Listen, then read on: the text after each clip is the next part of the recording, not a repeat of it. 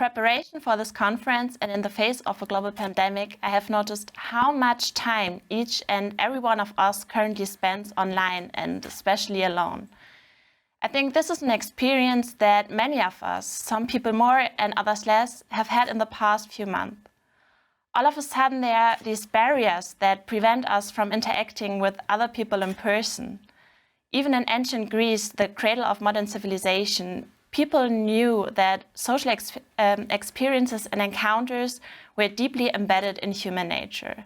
But modern technologies, such as virtual reality, offer a multitude of ways to create and share common experiences.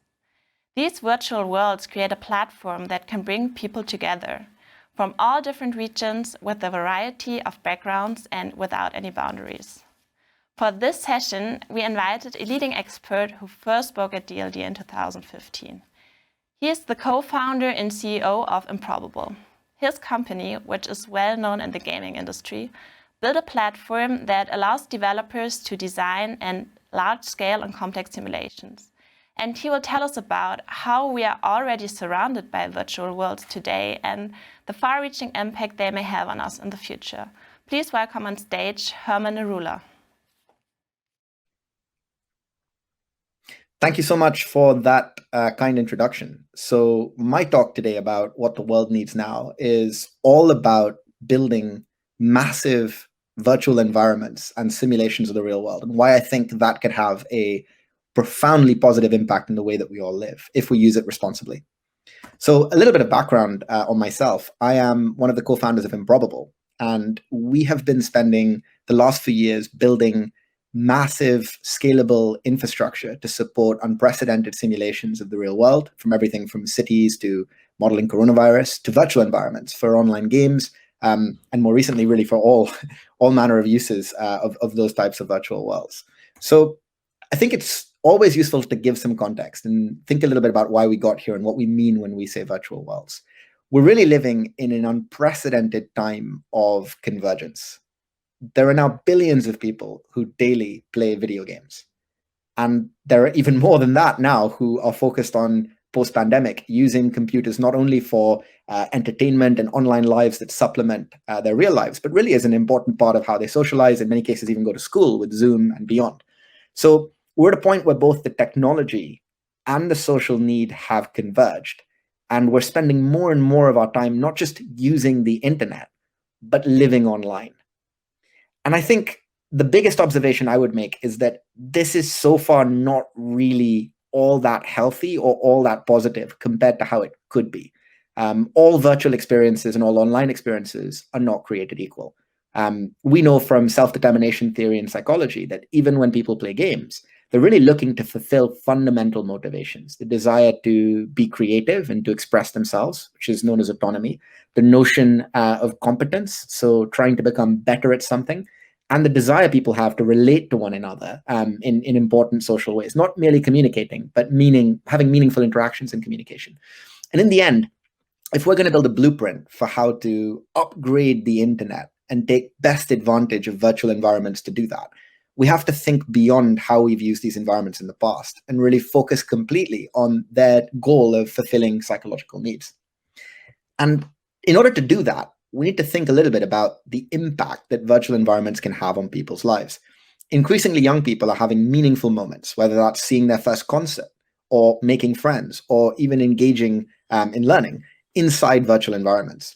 And from the perspective of human psychology, there's really not that much difference in a profound experience you have mediated by technology or a profound experience you're having in the real world. And it's not really about seeing them as in competition. It's about understanding how powerful virtual environments can be as supplementing our real world experiences. But to have those meaningful moments, all virtual environments are not created equal. We have to build environments complex enough, large enough to really support those profound human experiences.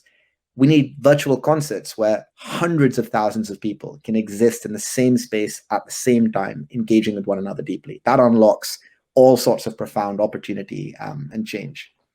And I think we're reaching a tipping point. And not only because the demand is there in a post-pandemic world, but because the technology is starting to get there too. Companies like ours are building the bones of what will become effectively a new internet, a internet of experiences where people can daily access these types of experiences. And I'm not talking here about VR headsets or changing even the way we interact with these worlds, although of course that'll be an important part of the eventual transition. I'm talking more just about making worlds and experiences that anyone can easily access, that have the requisite scale, and that can be used to represent important phenomena in the real world. So to me, one of the major advantages of these virtual environments, and one of the most important things I think the world needs today, is that they can create empathy. They can create meaningful connections between people. Unlike social media, where you're kind of talking to people you already know or sort of have a sense of their identity from the real world, or complete strangers with very toxic, often interactions, games create, and virtual worlds create, a shared environment with shared constraints. And they tend to force cooperation in ways, if they're built correctly, that social media never can. They're not echo chambers, they're shared experiences, shared environments. And that's an incredibly important benefit, perhaps, to this new age of virtual worlds. I really look at this as taking us to a place where what it is to be a human being with the ability to have these incredible relationships and meaningful experiences is extended. And I think that'll come over to all aspects of our lives, including our jobs. More and more games in virtual worlds are becoming a place where people earn money inside the context of virtual jobs. That, I think, has profound social consequences, and potentially very positive ones, if it allows more people to get more opportunity and more access in an egalitarian way to environments that can give them learning, can give them new and creative experiences, and give them an opportunity to form important relationships. I think if we manage this transition correctly, we could be richer for it in really profound ways. Of course, if we don't learn from the lessons of social media, and if we create the wrong incentives in these new virtual environments, they may not be beneficial for us. In fact, they could even cause us harm. So I think the last point I think it's important to make when thinking about virtual worlds is that people often consider them to be in some way scary.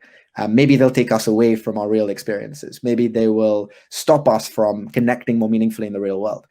And I think while that's always a risk, in reality, if we look at the transitions we've been through technology, everything from mass media onto the internet and beyond, these things don't necessarily replace what comes before. They extend and expand what comes before. And managed correctly, this could give people the opportunity to do things they could never do in the real world, to have relationships and experiences that the real world cannot give them, or to gain valuable insight in things that could help us genuinely build solutions to some of the most important problems in the world. So I'm genuinely an optimist in virtual worlds, but I think done right, they could be far more than play. They could create real social change in positive ways.